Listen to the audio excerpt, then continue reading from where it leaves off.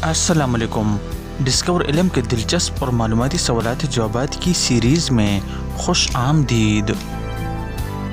सवाल नंबर 1, दुनिया में मौजूद वो कौन सा पत्थर है जो अभी छोटा है लेकिन क़यामत के दिन पहाड़ जितना बड़ा हो जाएगा?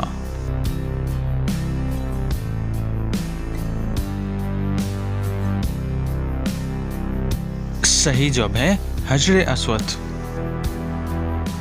सवाल नंबर 2, वो क्या है जिसकी 4 उंगलियां और 1 अंगूठा होता है मगर वो जानदार नहीं है?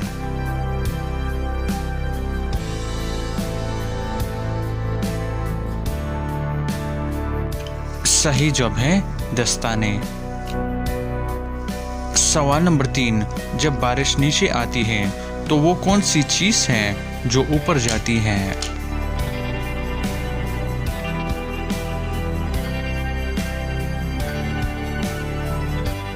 सही जवाब है छतरी।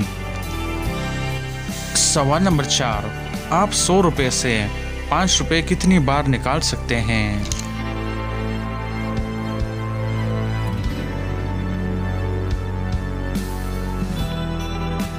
सही जवाब है सिर्फ 1 बार, क्योंकि उसके बाद वो 100 रुपये नहीं रहेंगे।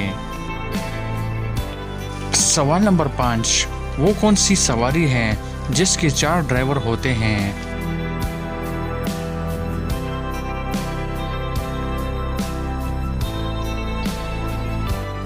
सही जवाब है जनाजा।